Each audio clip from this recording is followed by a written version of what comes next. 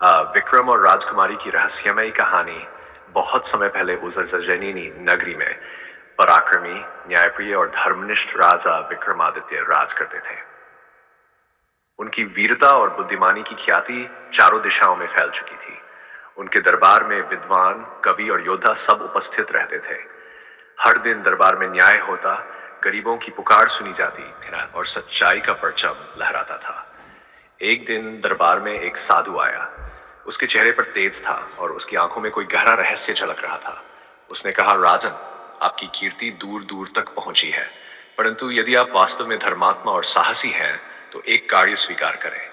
राजा ने मुस्कुराकर कहा, साधु महाराज, आप आदेश दें। विक्रम कभी पीछे नहीं हटता। साधु बोला, पूर्व दिशा में एक विशाल नगर है, चंद्रपुरी। वहां की राजकुमारी चंद्रलेखा बहुत ही सुंदरी और विदुषी है, किंतु उस पर एक शाप है।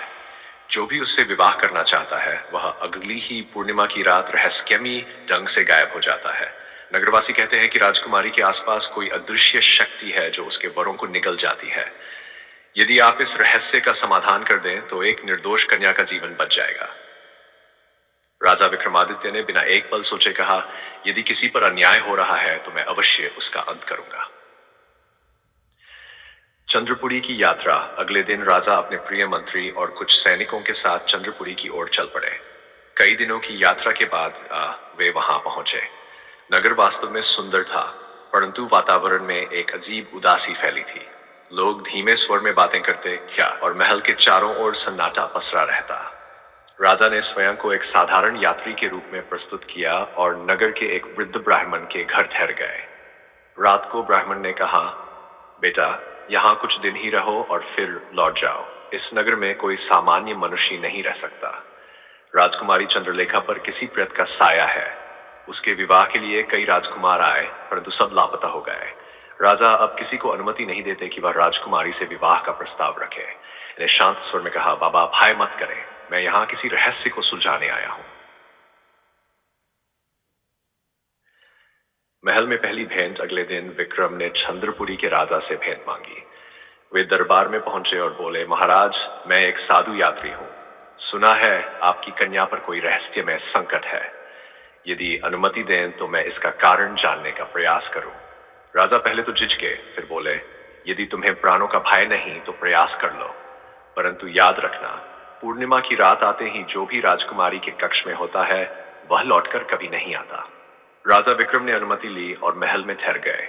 उस रात जब वे राजकुमारी चंद्रलेखा से मिले तो वे उसकी सुंदरता और गंभीरता दोनों से प्रभावित हुए। वह अत्यंत बुद्धिमान थी, परंतु उसकी आंखों में गहरा दुख था।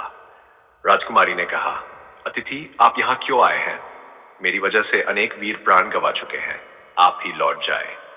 राजा मुस्कुराए, राजकुमारी, जो सत्य की खोज में निकलता है वह भय से नहीं लौटता।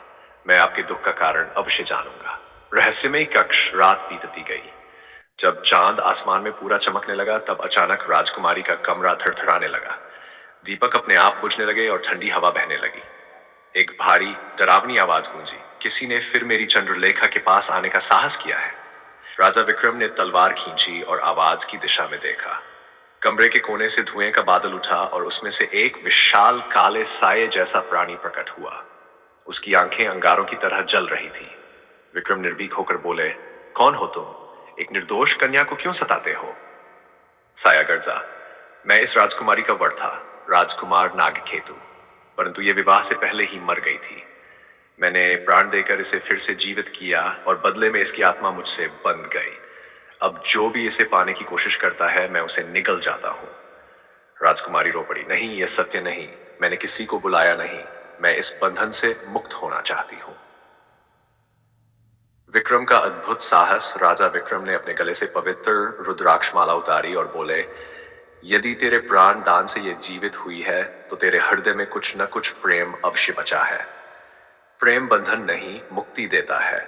यदि तू सच में इसे चाहता है तो इसकी आत्मा को मुक्त कर दे। दानविक आत्मा क्रोधित हो उठी, तू कौन होता है मुझे उपदेश देने वाला? विक्रम ने एक मंत्र उच्चारा जिसे उन्होंने अपने गुरु से सीखा था। कमरा प्रकाश से भर गया। दानविक साया तड़पने लगा।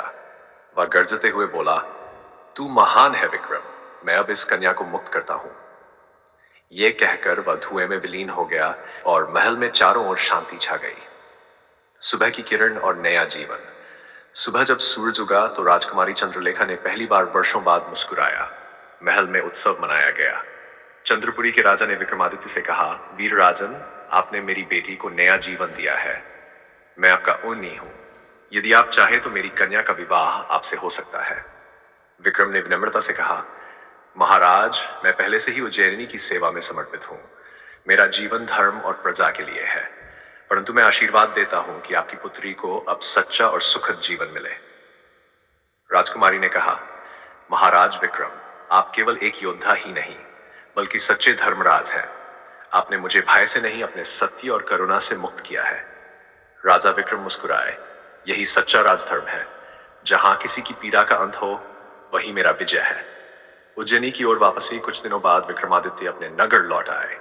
चंद्रपुरी के लोग आज भी कहते हैं कि जब भी पूर्णिमा की रात आती है तो महल में एक मधुर संगीत गूंजता है।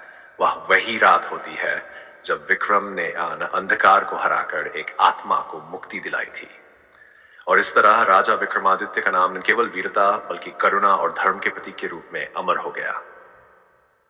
संदेश। ये कहानी सिखाती है कि सच्चा वीर वह नहीं जो तलवार से युद्ध जीते, बल्कि वह है जो अंधकार में प्रकाश फैलाए और दूसरों के दुख को दूर करे।